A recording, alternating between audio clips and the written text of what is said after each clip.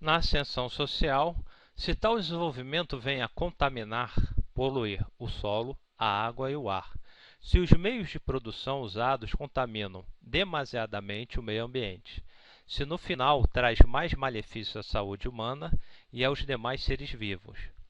Trata-se de uma visão, interrogação, ao futuro, quer dizer, se faz uma interrogação ao futuro. Ou seja, o que se faz hoje, quais consequências terão as futuras gerações ao meio ambiente? Quais consequências se produzirão aí para as futuras gerações, o meio ambiente? Então isso tem a ver com desenvolvimento sustentável.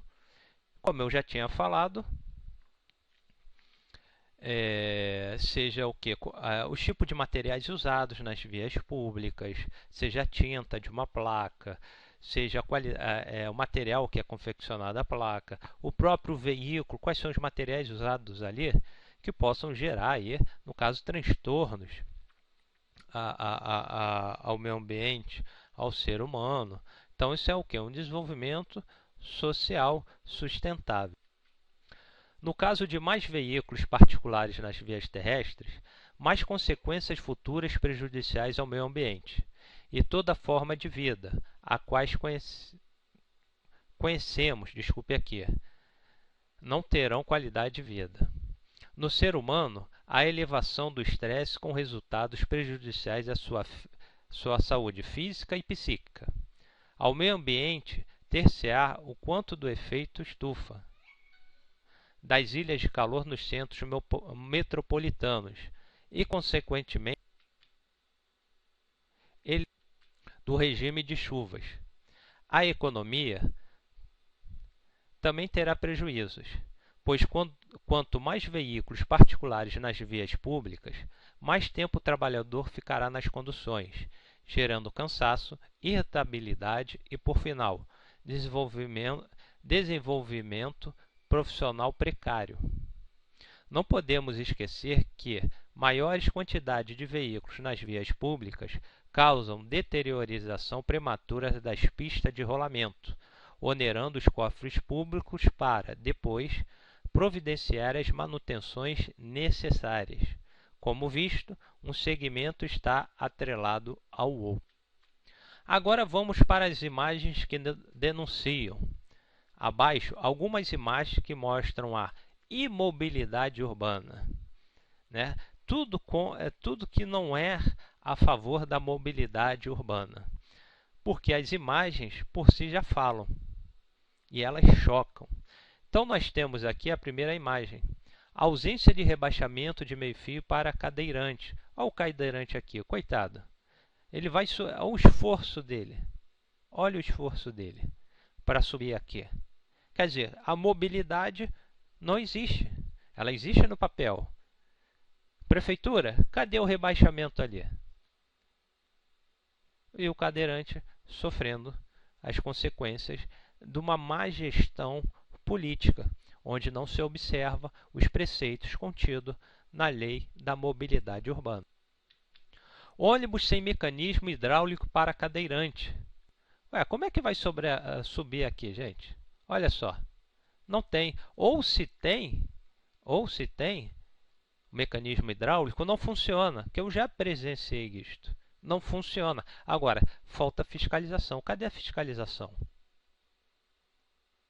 Não sei porquê, tem uma explicação, não vou perder meu tempo aqui, que todos já sabem disso. Não sei porquê a prefeitura não tira de circulação tais veículos. Aquilo que eu falei, multar não adianta, afasta ali o administrador privado da empresa, isso é possível, está em lei. No processo licitatório, se tiver, pode ali o administrador público assumir a gerência, a administração da empresa de ônibus. Para ele o quê? Ele normatizar, para ele efetivar ali o que reza o contrato de licitatório. Quando tiver normalizado, sim, sai o administrador público, entra o administrador privado. Pronto, simples e fácil. Só multa resolve? Se resolvesse, nós não teríamos esta imagem aqui, violadora dos direitos humanos. Isto sim, o governo federal, o prefeito,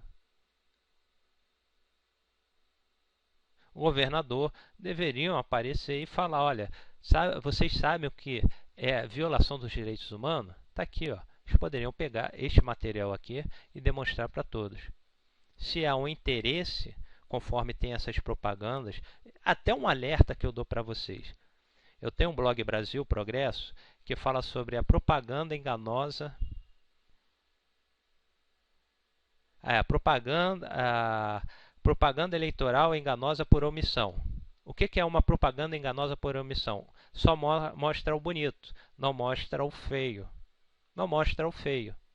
Deveria mostrar o feio, conforme aqui, e falar, né, abertamente nas propagandas: pessoal, vocês sabem o que é violação dos direitos humanos? Olha aqui, ó. Estou violando os seus direitos constitucionais. Estou violando os seus direitos humanos internacional. Está aqui. Bom, pista de rolamento esburacada, dificultando a locomoção dos portadores de deficiência física. Aqui a pista de rolamento esburacada. Olha a calçada. Aliás, aqui é a calçada. Mas também tem, né, a ajuda aqui de uma moça solidária, uma mulher solidária, ajudando aqui. E olha o pé dele. Quer dizer, é uma vergonha. Uma vergonha. Calçadas esburacadas. Está aqui, ó. As calçadas. A maioria das calçadas no Brasil são esburacadas. São crateras lunares. Então, a Lei da Mobilidade Urbana fala sobre a gestão democrática. Quer dizer, você, cidadão, deve ir na prefeitura e exigir ali. Mas veja bem, a prefeitura fala que a responsabilidade é do lojista. Ora, aqui não é via pública? Aqui não é via pública? Se é via pública, a responsabilidade é da prefeitura. A prefeitura, o que ela faz? Ela joga esta responsabilidade para os lojistas. Olha, não, a calçada é sua. Não, o lojista deve falar: não, a calçada não é minha. Se a calçada é minha, então vou botar um cavalete aqui. Ué, calçada não é do lojista? Então o lojista pode botar um cavalete aqui. Não pode? Mas não, aí vem o Código de Postura Municipal. Olha, a via é pública. Quer dizer, a própria prefeitura se enrola no que é de quem pertence a calçada. Ora, pertence ao lojista. Ora, pertence... Então, ora, repetindo, ora a prefeitura fala, código de postura, não pode colocar aqui cavalete, código de postura, aqui é uma via pública. Aí quando o cidadão vai cobrar da prefeitura, a prefeitura chega e fala: não, olha só, a responsabilidade é do lojista. Então, quer dizer, joga a bola da vez. A prefeitura não quer assumir responsabilidade, mas via pública é aqui, pessoal, ó. É responsabilidade sim da prefeitura. Responsabilidade da prefeitura. Bom, isso daqui causas. Peguei essas imagens. Causas dos acidentes de trânsito. Os fatores comportamentais como desatenção, imprudência e imperícia causam mais de 50% dos acidentes. Sabe em que situações eles ocorrem. Só que, como eu falei para vocês, não é só uma culpa, porque nós não podemos avaliar só ou bater o martelo falando que são os usuários, quer dizer, pedestre, ciclista, não. Há uma culpa também quando há o quê? A omissão das prefeituras do Estado em geral não fiscalizar. Temos aqui, ó, vocês podem ver, Buraco na via são um dos principais motivos de acidente. Que mais? A desobediência, andar na contramão aqui, olha só. Motociclista andar na contramão. Que mais? A ultrapassagem devida, também culpa do usuário. Temos aqui distância entre veículos, quer dizer, a distância de segmento não é respeitada. Aí o que acontece? Acidente de trânsito até engavetamento. Velocidade incompatível, excesso de velocidade. Se está ali uma velocidade, uma placa de regulamentação, regulamentando a velocidade máxima, vamos dizer que seja 60 km por hora. Por quê? Porque houve um estudo técnico ali, o engenheiro avaliou que tal pista não comporta uma velocidade superior a 60 km por hora. Nada é colocado assim, coloco no sorteio, né? Cara coroa, coloca esta placa. Não, existe um estudo técnico aí. Que mais? Defeitos na via. Nós temos o buraco, mas temos o defeito também. Onde o buraco aí se coloca um asfalto. Onde fica uma ondulação. Podendo provocar acidente. Já aí quer dizer, foi eficaz? A administração pública foi eficaz? Sim, porque ela tapou. Mas foi eficiente? Não. Proporcionou segurança? Então não foi eficiente. E como eu falei, tem que acabar no Brasil, primeiro se colocar a palavra eficaz na frente de eficiente. Não. Houve uma mudança constitucional, emenda constitucional número 19 de 1998. Vou falar mais devagar. Emenda Constitucional número 19 de 1998, colocando o que? A palavrinha eficiência no artigo 37 da Constituição Brasileira. Então, a eficácia ela tem que começar a ser o último. Primeiro a eficiência. Não, mas se coloca a palavra eficaz na frente da palavra eficiência. Então, chega a prefeitura, não, eu fui eficaz. Chega o administrador público, o prefeito, eu fui eficaz, a prefeitura foi eficaz. Ela colocou ali, está a ondulação provocando acidente. Bom, mas eu fui eficaz que eu tampei. Aí ele vai dizer, a culpa é o excesso de velocidade. Tá, então existe o quê? Um erro concorrente. Concorrente por quê? É a postura do motorista acima da velocidade máxima, vamos dizer que aqui seja 60 e ele está 80. Já está desobedecendo a sinalização a sinalização de velocidade máxima. E um erro aqui do órgão público, exemplo, em colocar, ele foi eficaz, mas não foi eficiente, gera acidente. Então, dupla no caso, um erro aí concorrente, culpa concorrente, melhor dizendo, culpa concorrente aí. O que mais? Nós temos aqui falta de atenção. Esta falta de atenção, seja do pedestre, sai atravessando, seja do motorista, que está distraído, freia bruscamente. Dormindo, né? O condutor ali, ele acaba dormindo, excesso de trabalho, uma noite mal dormida, e principalmente nas metrópoles. Aquele barulho infernal. Em São Paulo teve a lei proibindo baile funk na rua. Meus parabéns se não falha a memória, acho que foi o governador, né, que decretou esta lei, o Alckmin, né? Meus parabéns ao gestor público, porque via pública, o pessoal pensa, via pública pode ser, é uma terra sem lei. Não, via pública está dizendo, ela é pública, mas é de todos. Todos têm seus direitos e deveres. Tanto se a gente pegar capítulo 3, que fala das normas de circulação e conduta. O capítulo 4, que fala sobre os pedestres, direitos e deveres dos pedestres. Todo do Código de Trânsito Brasileiro mostra ali direitos e deveres. Direitos e deveres. O do ciclista está lá, se não falha, está lá no capítulo 4. Não, no capítulo 3, se não falha a memória, né? Artigo 56, 58. Então, via pública não é baderna. O pessoal acha que pode fazer tudo. Não. A via pública, ela está dizendo, é pública o direito de ver, porém respeitando o direito do próximo. Aí vem ali, seja funk ou qualquer coisa, coloca ali um som altíssimo, as pessoas não dormem. E a falta de sono, a perturbação do sono, gera várias patologias. O estresse, mais tarde problemas cardíacos, um desenvolvimento profissional precário, e isso traz prejuízos ao SUS, Sistema Único de Saúde, que por sua vez traz prejuízos à economia.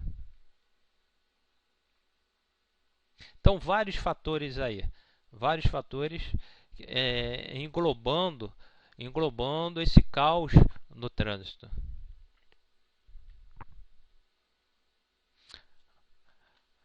Descendo aqui, diz respeito aos idosos. Gente, isso daqui, ó, exclusivo para idoso. Bom, se for um idoso, tem que ter a carteirinha. Tem que ter a carteirinha ali no painel, tá? Mas o que acontece, a foto eu tirei da internet, é justamente o quê? É justamente a falta de respeito aos idosos. Idoso no Brasil não é respeitado. É como se ele não tivesse mais nada para contribuir. O que é bem diferente. Eu produzi um slide e transformei em PDF. Eu vou deixar no meu no Google Drive, onde tem ali, eu compartilho documentos produzidos por mim, falo o direito dos idosos. Os direitos dos idosos. Enquanto fora do Brasil, em outros países, o idoso é respeitado, um exemplo, nos Estados Unidos, o idoso é respeitado, ele regressa ao mercado de trabalho e passa a carga de conhecimento dele para as gerações. Vamos dizer, aquele médico que, aliás, esteve no Globo Repórter, o Globo Repórter está... Eu falo mesmo, não tem nada... o que é bom a gente deve falar, o que é ruim também condenar, né? O que é ruim. Então, mostrando no Globo Repórter ali a solidariedade, o médico que aposentado, ele presta serviço. Ele voltou à faculdade, ele ensina as gerações. Então, nós temos que valorizar os idosos no Brasil. Muito tempo atrás, um livro de antropologia, eu lendo esse livro de antropologia, falando sobre as diversas tribos, formações humanas.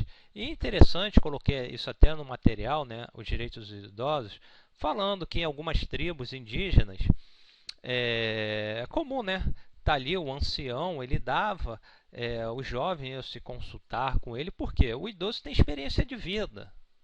No Brasil, não. O idoso tem que morrer. Nossa, cadê as garantias fundamentais, os direitos humanos? O artigo 3º da Constituição, os objetivos da República Federativa do Brasil, é jogada pelo ralo abaixo. Então, como vamos ter um país civilizado se não se respeita o idoso? Então, não temos civilidade. Quando não há respeito ao idoso, não há civilidade, há barbarismo. É isto que nós estamos tendo no nosso país. Claro, por vários motivos, pelo um sistema perverso político que dificulta a vida do brasileiro, onde não dá ensino, a educação é precária, aí teve aquela maldita aprovação automática, que aumentou consideravelmente os analfabetos funcionais. Por quê?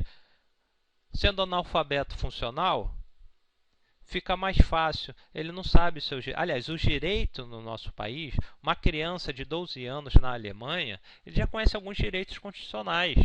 Aqui não. A pessoa tem 60 anos e não conhece nem um terço dos seus direitos e seus deveres também. Por quê? Não há incentivo do Estado. O Estado brasileiro, porque o Estado é uma figura fictícia.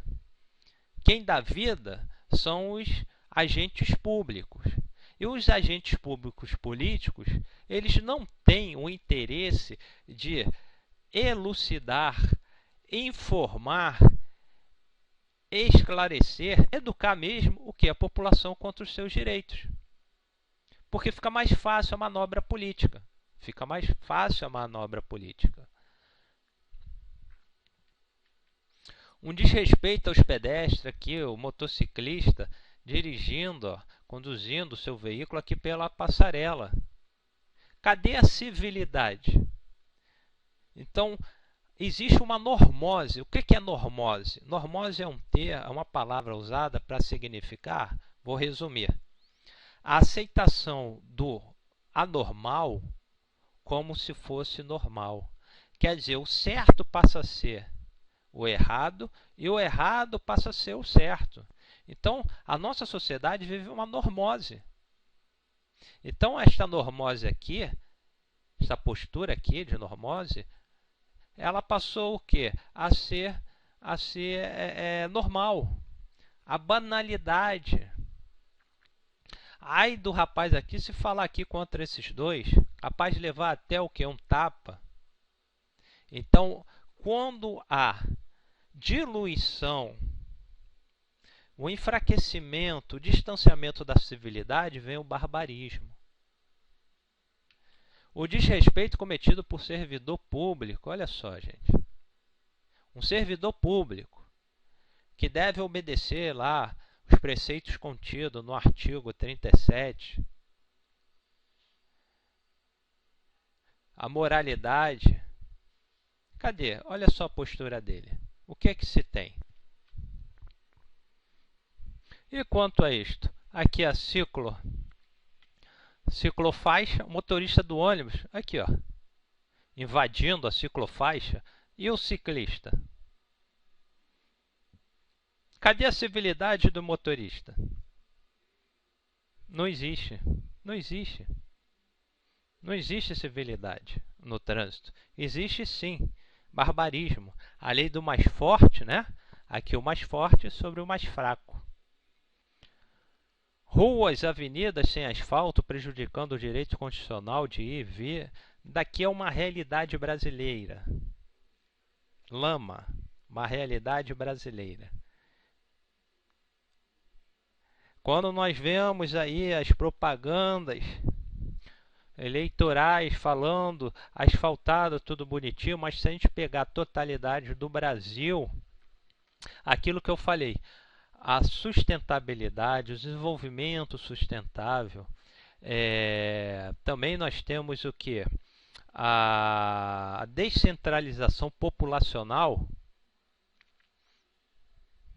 Se concentra riquezas em regiões e as outras regiões, as outras localidades ficam assim, ó, sem saneamento básico, sem condução. Aí vem aqui um exemplo, a prefeitura. Ah, tá assim, barro, vou botar brita aqui, aquelas pedrinhas, né? Pedrinhas aqui.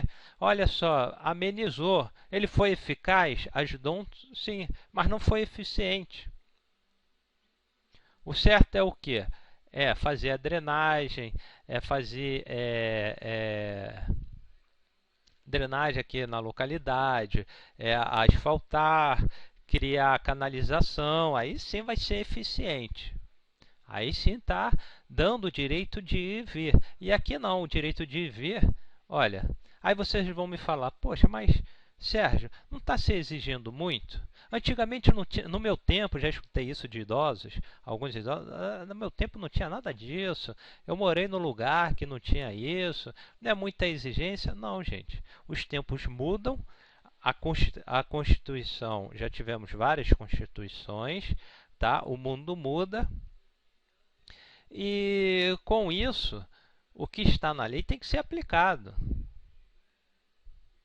Porque se a lei não é aplicada pelo Estado, para que vai existir o Estado? Qual é a finalidade do Estado? Vários autores renomados, estudiosos do direito administrativo, eles falam isso. Se o Estado não é eficiente, não respeita a própria Constituição, para que existe a figura do Estado? Para dizer que tem um Estado? A ineficiência, o descaso dos órgãos públicos com a vida dos usuários. Aqui, o motociclista caiu tá? Uma cratera aqui, deixa eu... Ó, uma cratera aqui caiu, a moto aqui e os bombeiros querendo tirar. Aí alguns dirão assim, pô, o cara é cego, não viu? Gente, a gente não pode culpar o ciclista. A gente não pode. Eu não sei as causas, o que ocorreu aqui, tá? O que ocorreu aqui, mas geralmente se pune o cidadão. O cidadão condenando outro cidadão, que não é agente público. Então condena ali, não. Tem que ver as causas ali.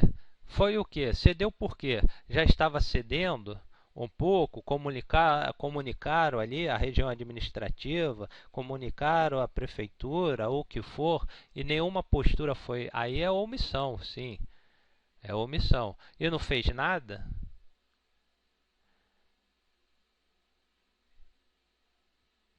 Nós temos que pensar sobre isto.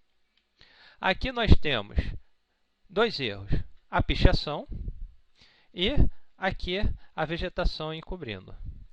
É uma responsabilidade aqui, já uma responsabilidade do órgão público, tá? E a pichação, ó, também, quem picha, neste caso aqui, não é autorizado, vai preso, porque está destruindo um bem público.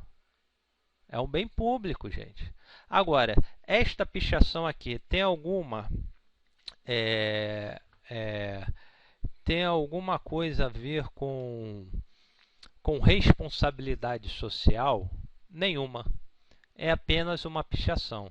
Bem diferente das pichações que ocorreram em junho deste ano, de 2013, onde se escreveram ali 20 centavos. Quando houve aumento da passagem de 20 centavos aos manifestantes, picharam bens públicos e botaram, não é só pelos 20 centavos, uma pichação. Então, nós temos que diferenciar. Isto aqui é um vandalismo. Isto é um vandalismo. Agora, quando se faz uma manifestação cobrando das autoridades públicas melhorias na qualidade de serviço, modicidade nos preços, aquilo não é vandalismo. Aquilo é um direito resguardado pela Constituição. É um direito. Aí alguns vão dizer, pô, mas é vandalismo, está destruindo o patrimônio público. Ora, é uma manifestação pública. Já que o simples falar não soa, não causa nenhum arrependimento, nenhuma empatia nos gestores públicos. O exemplo, que 1968 a 1995, 1964 a 1985, que tivemos o governo militar no Brasil. Não, se vocês procurem aí na internet, coloquem assim,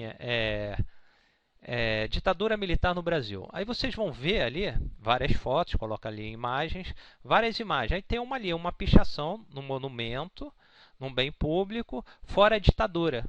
Então vamos dizer que aquela pichação foi um vandalismo? Não, não foi um vandalismo. Assim como também escrever ali, não é só pelos 20 centavos, não é vandalismo. É uma reivindicação ao interesse social, ao bem comum. E aqui não houve. Isto sim é vandalismo. E o rigor da lei deve punir quem picha, desta maneira. A normose do jeitinho brasileiro, fora a corrupção, e está aqui, ó, uma placa proibido estacionar, o veículo estacionado, o guarda aqui aplicando a multa, né, entregando o auto de infração, e está aqui, ó, quanto o senhor quer para esquecer esta multa? Quer dizer, quanto o senhor quer ganhar por isto? Quanto o senhor quer ganhar por isto? A normose, aquilo que eu falei sobre a palavra normose. Então, se cobra o quê? O fim da corrupção, mas por trás dos bastidores se faz a corrupção. Então, aquilo que eu falei bem lá no início, corrupção é uma via de mão dupla. Nós não podemos só culpar os agentes públicos quando a própria cultura fomenta o quê? A corrupção. Então nós brasileiros, temos que mudar esta postura.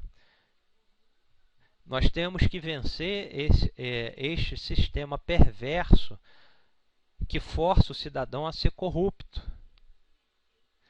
Como exemplo, você vai numa repartição pública, aquela burocracia, aí você, o famoso molhar a mão, né, dá um dinheiro, dá um agrado ao servidor público para ele agilizar o seu processo ali. Então, o sistema força isso, por causa da burocracia.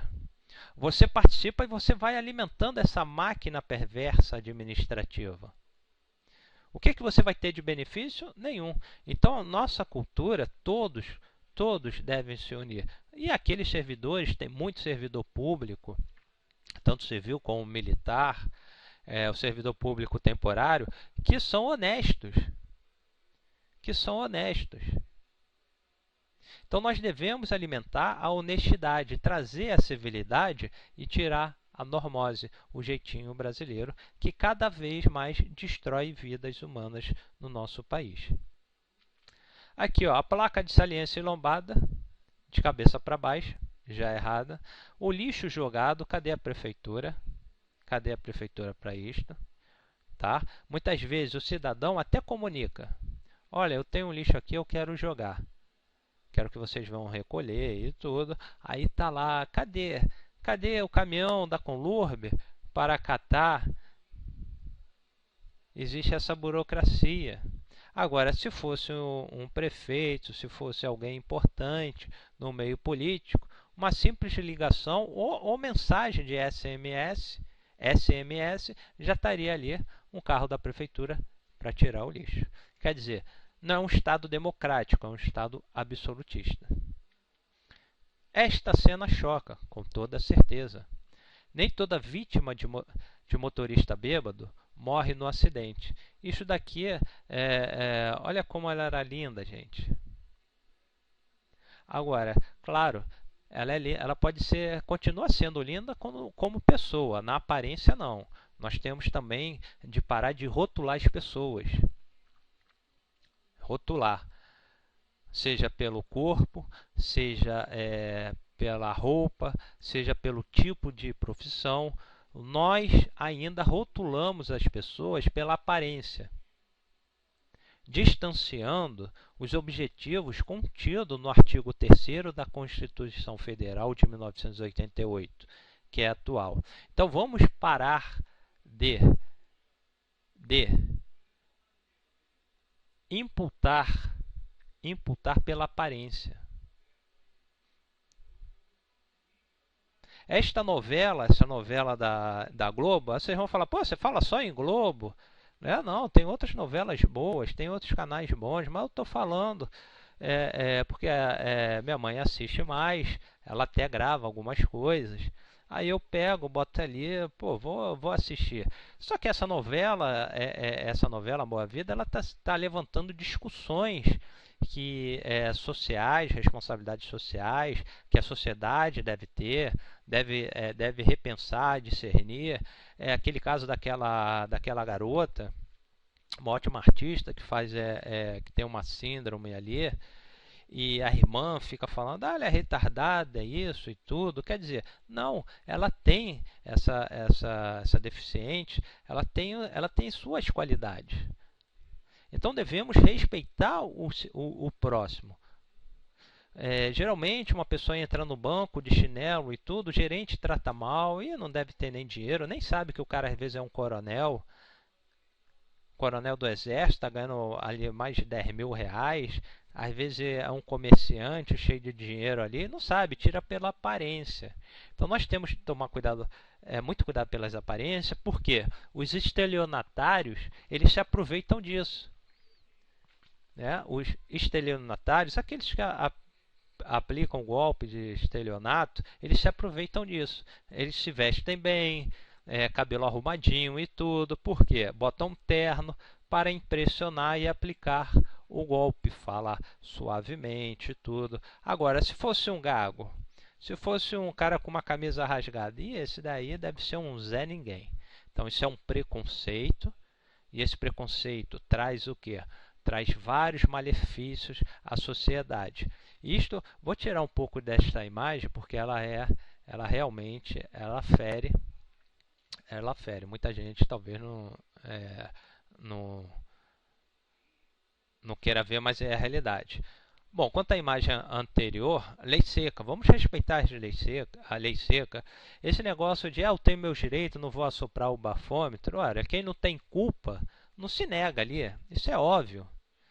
Tá? Só que tem muita gente se aproveitando disso. Conforme um exemplo, antigamente que eu falo, antes da Constituição de 1988, antes do Código Civil de 2002, o Código Civil atual é de 2002, o anterior era de 1916. Era permitido o homem matar a mulher em caso de adultério, em defesa do nome e da honra.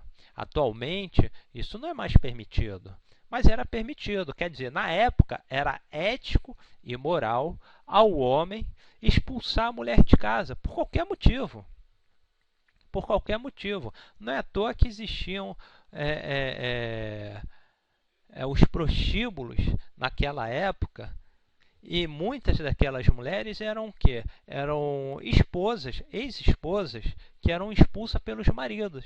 Os maridos, porque o marido achava essa mulher não serve mais nada, entendeu? Não lava bem a casa, não cuida bem dos filhos. Eu tenho uma suposta informação que ela cometeu adultério, ó, vai para cá, sai da minha casa, não sei lá o que, e ali se prostituir. Só que a sociedade, a prostituta tá, porque naquela época, 1930, 1940, qual eram os direitos das mulheres? Praticamente nenhum. Tanto que tinha lá o chefe. O chefe, já está falando, o chefe. O homem era o que? O detentor de poderes sobre a mulher e sobre os filhos. O homem dizia ali se o filho valesse nada ou valesse alguma coisa, principalmente a mulher, e a sociedade aceitava isto.